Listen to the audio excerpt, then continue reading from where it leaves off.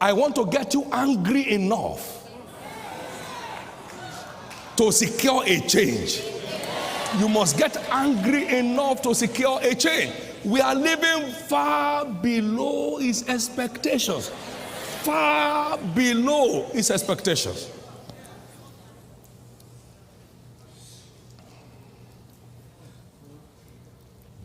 Listen to this. Every situation is reversible by faith.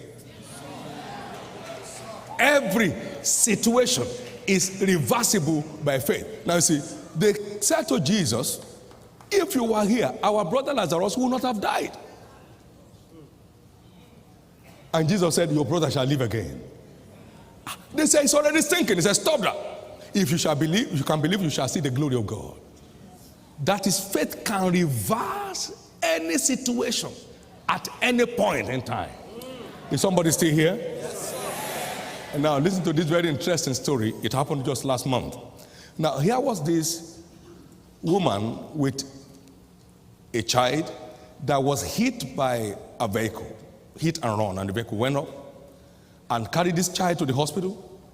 Child confirmed dead, hospital 1, confirmed dead, hospital 2, confirmed dead, hospital 3. He said, no, my child is not dead. Carried the child home. That was between 8 p.m. and 12 midnight. They were going from hospital to hospital. Carried the child home and laid the child on the bed with herself. Child, you can't die. The prophet said we are not going to bury any of our children this year. We are not going to bury any of our children this year.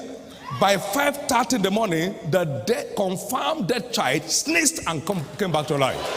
Now, that is violent faith. That's not. Now, last Sunday, a woman gave a testimony in church with her dead, come alive child in her hand. Now, child was confirmed dead, and then she said, no, the hospital said, you are too rude. Your child is dead. So I carried the child, the senior sister carried the child, her own senior sister carried the child, and they were going. And then he said, the Spirit of the Lord said to her, are you not a winner?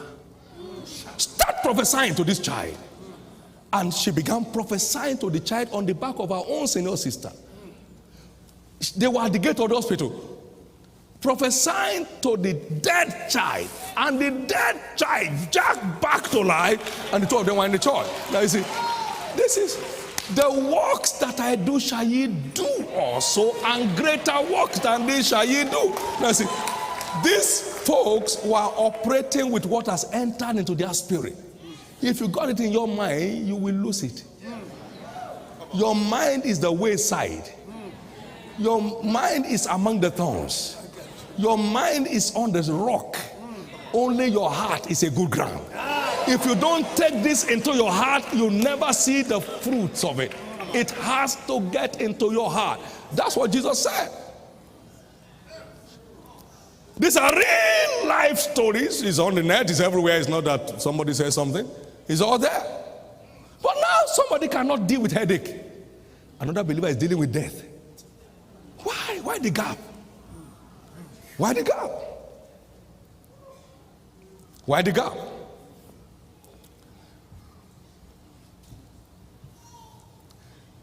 Why the gap? I see God closing that gap up tonight. What is faith?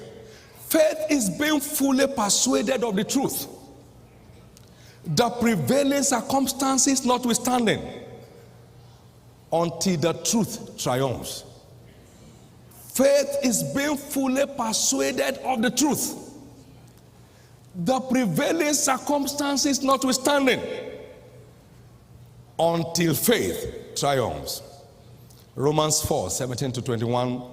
Abraham staggered not at the promise of God through unbelief, but was strong in faith. The Bible says he considered not his own body, which is now as good as dead.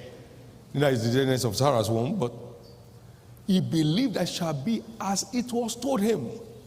What is happening, notwithstanding. And Isaac eventually came. I don't care what is being withheld from you for now. Violent faith will bring delivery for you. Now, why do we need violent faith? There are giants in every man's promised land. So you need violent faith to possess your possession. There are giants in every man's promised land. There are giants in everyone's promised land. Where our headquarters church is was a notorious place for witchcraft. Notorious place for witchcraft. But when God said that was the place, that was it. As we arrived, witchcraft had to disappear. Because light and darkness can't be in the same place. There are giants in every man's promised land. So you need violent faith to possess your possession. Numbers chapter 13 and verse 25 to 33. You have the story there at Kadesh Barnea. Now, so it will take violent faith to dispossess the giants of your possession. It will take violent faith to get that done. And Joshua and Caleb said, let us go up at once. We are able to take it. Numbers 14, 6 to 10. It's all there.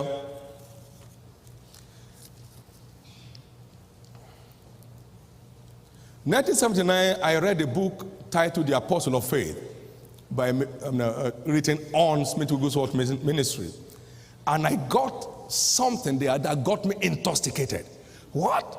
The devil is far below where redemption has positioned me. So the devil cannot challenge my authority at any point in time. So I got to a place to minister July of that year. And after ministering, I asked them, are there witches here? Come on, stand to your feet. And a crowd stood up. I said, come on, sit down now.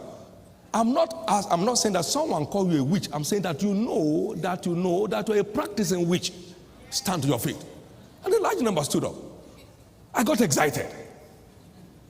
Normally one should get scared, but I got excited because I'd been empowered by an insight from that book. And I called one of them, come on here, tell me what to do with the devil. And he said it. I said, what when people like us are coming? He said, when we sense a higher power on the way, we clear out the highway. Faith places you above principalities and powers. You can quench all the fiery darts of the devil by faith. Somebody's alive here. No more harassment on your life. No more harassment on your life. Why violent faith? There will always be a Red Sea to cross into your promised land. There will always be a Red Sea to cross into your promised land. Exodus 13 and 17 to 18, or 1 to 18.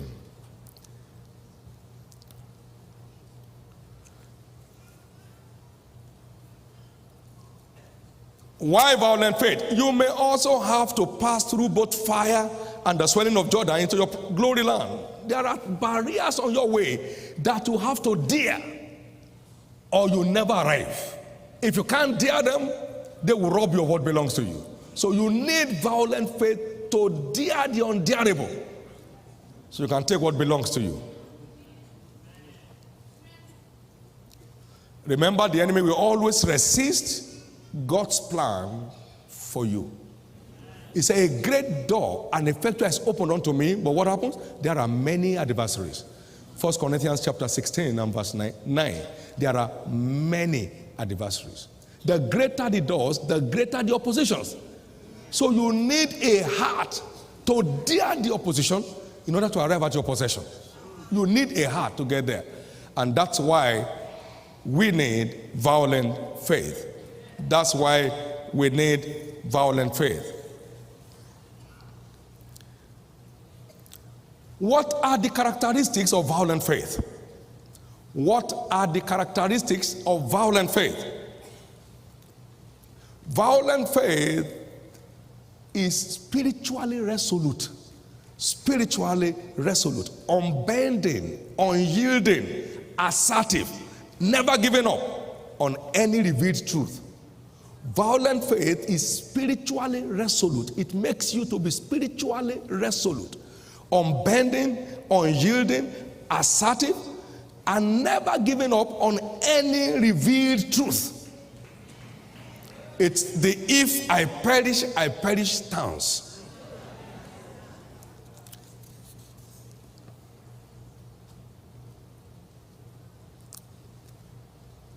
Number 2, characteristics of violent faith, it makes you confidently restful. Confidently restful. In the midst of the storm, you are at peace.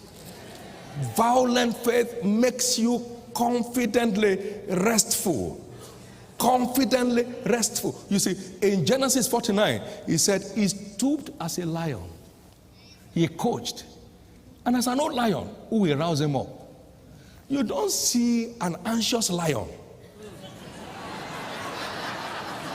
Every time he notices a movement, he turns. Because no one can dare him. He turns. You are confidently restful in the midst of conflict, as if they are not real. Someone asked me years ago, Brother David, do you ever have problems? I said, maybe it came, I didn't know. Maybe it came, somebody can introduce himself to you, and if you have anything doing with him, you may not know. You forget almost immediately. Maybe it came, I didn't know. Do you ever have problems? Maybe it came, I didn't know. Violent faith makes you confidently restful. Just picture a lion. You know.